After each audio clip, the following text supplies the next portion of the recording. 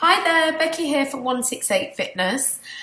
This week I'm going to be talking about achieving your summer fitness and weight loss goals, and in particular this week I'm talking about inch loss. So if your goal is to lose inches from any part of your body, then you will want to watch this video to find out my top tips on how to do that. What I would advise first of all though is to watch the previous videos that I've already posted out, especially last week's, which was about losing weight in particular. That advice still applies to anyone who's looking to lose inches. There's just one extra step to take, or a few other steps to take to lose inches in particular. So my advice this week then. So if you are looking to slim down, so smaller clothes, drop dress sizes, lose some inches in particular, you're not too fussed about what the scales say, then my advice would be to look at your nutrition and not just your calories. So last week's advice was sort of calorie based, but to take it one step further and to look at your nutrition, i.e.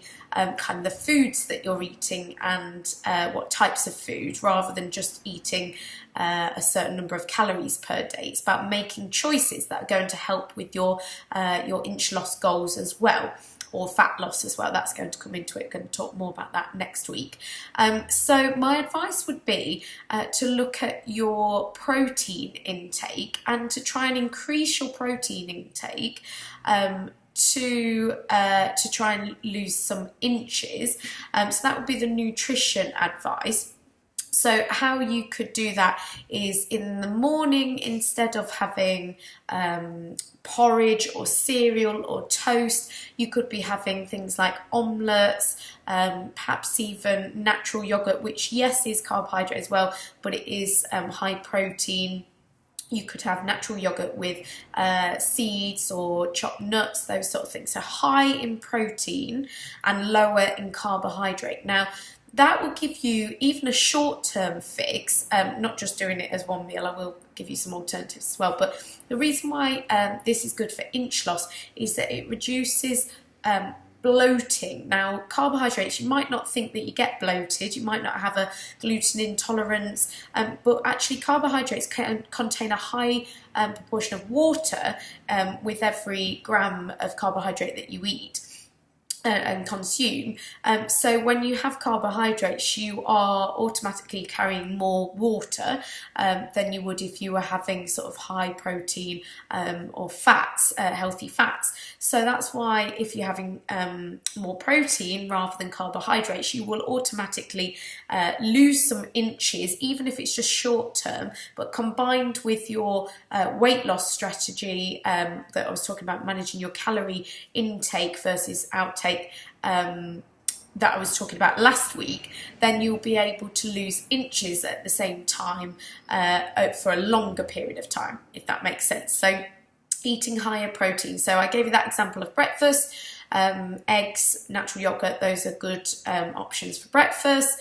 Lunchtime, you could have things like a salad of some kind, like some leaves, lots of vegetables, those sort of things with high protein. So you could even have sort of chicken and maybe some eggs, or you could have salmon and avocado or something like that. So eating more protein and less carbs. So if you usually have some rice or you have potatoes or some pasta or something like that at lunchtime, swapping it for protein is really good, and you will instantly feel slimmer and more trim and toned as well. So yeah, slimmer is the word I'm looking for.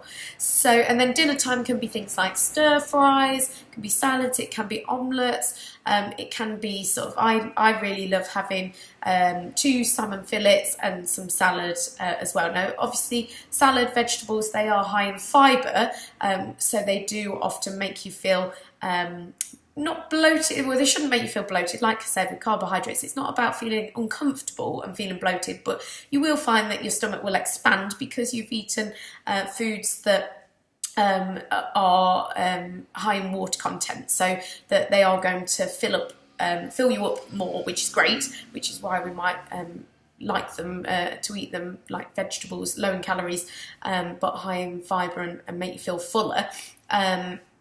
But yes, longer term, like if you're having protein, if you're swapping proteins for the carbs, then that will help you to reduce your bloating and your water content as well. So that's my advice in terms of nutrition. And then in terms of exercise as well, we're going to get to this in a couple of weeks' time, but increasing using weights as well in your exercise routine. So resistance training will help you to tone up, which is the goal we're going to talk about in a few weeks' time. So you might want to add in some more use of weights for inch loss, but also just general exercising in general will help you to burn extra calories and losing that weight and those inches, fat loss as well, all combined. It's just another way of saying it. You can't really, trying to think whether this is before I say it, can't really lose weight without losing inches, but you can lose inches without losing weight, if that makes sense. So you can build muscle and your weight increase because muscle weighs more than fat does. So you could reduce your inches and be more toned but still weigh the same or more than you did. That's why it's good not to just get too focused on weight and focus on sort of how you feel, dress sizes. You may have had it before if you've had some success with diets or exercise routines, that actually your weight stays the same but your clothes fit better. And that could be just because you've done some exercise that has helped to build some lean tissue, and then you've lost inches like that. So you've got to do the exercise as well, but having more protein in your diet as well will help with the inch loss as well.